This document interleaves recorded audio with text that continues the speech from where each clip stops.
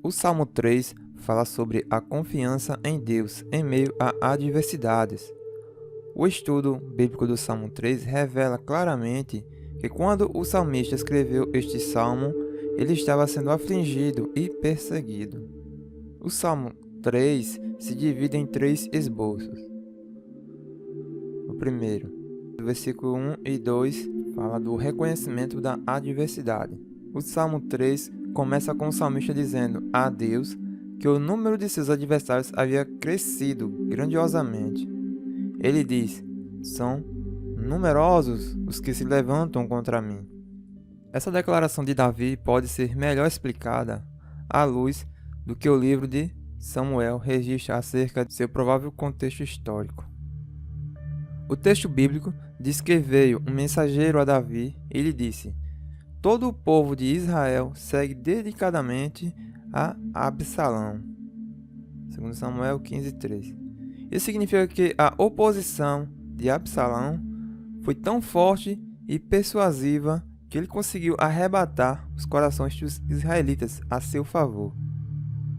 É interessante perceber que o salmista coloca intencionalmente as suas palavras quando descreve o aumento de suas aflições. Ele diz que o número de seus adversários tem crescido, que são inúmeros os que se opõem contra ele, e que muitos diziam que não havia salvação em Deus para ele. Salmo 3, versículo 1 e 2.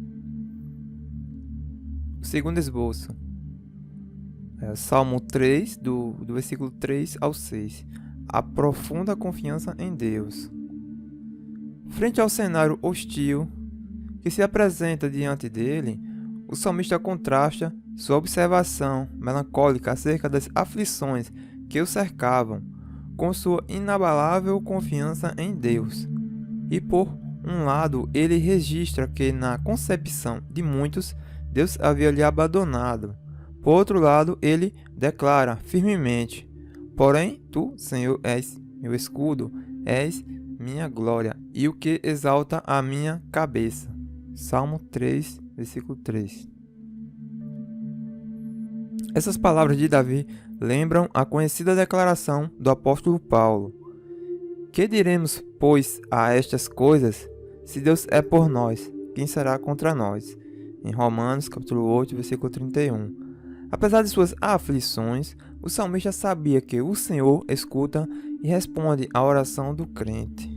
Todavia, a confiança de Davi em Deus não era apenas teórica, mas por experiência. Alguém dizer que confiar em Deus é uma coisa, viver com quem confia em Deus é outra. Nos versos seguintes do Salmo 3, o salmista mostra que sua declaração de confiança em Deus não era vazia e superficial, mas era algo que norteava sua vida, apesar das dificuldades enfrentadas.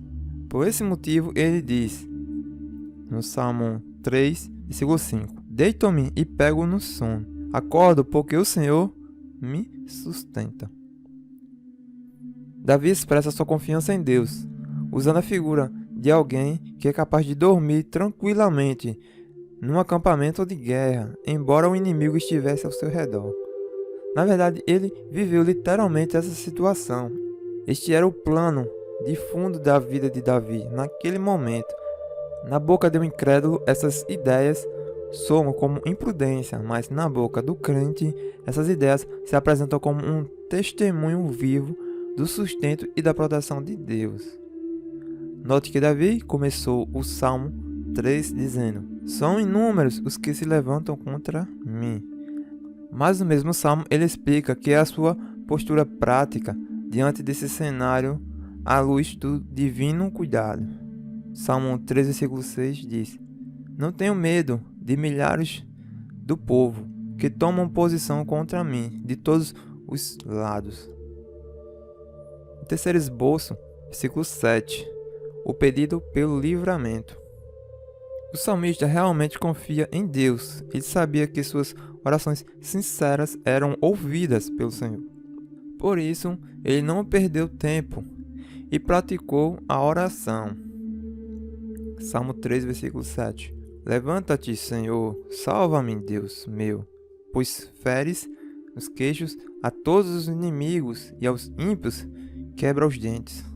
Pois feres nos queixos a todos os inimigos e aos ímpios quebra os dentes.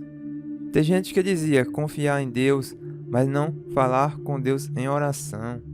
A prática da oração contínua e perseverante é um dos sinais distintivos de que alguém realmente possui a verdadeira fé.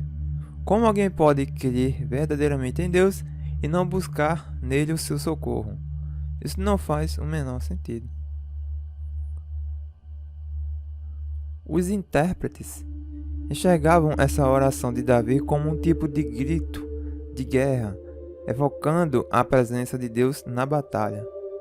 Também é notável que a preocupação de Davi em sua oração não é meramente com sua pessoa, mas é com a honra do Senhor. Deus havia constituído Davi como rei de Israel.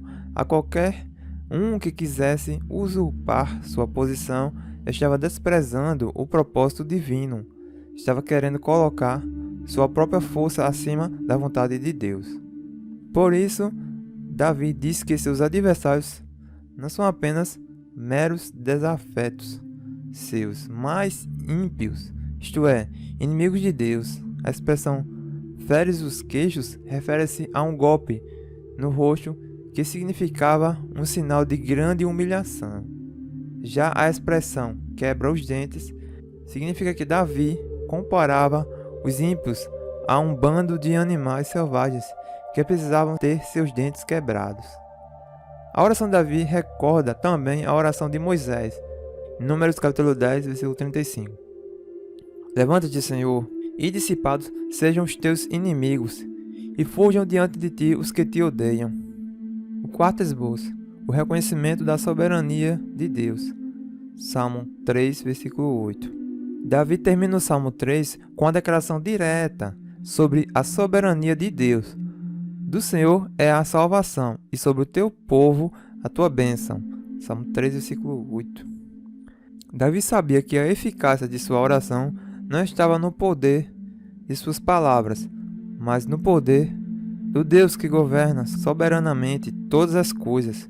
Por isso, essa conclusão de Davi não se restringir apenas à libertação temporal, que ele tanto gostava, mas testemunhava também acerca de uma libertação cuja implicação é eterna. Amém? Fiquem todos com a paz do Senhor.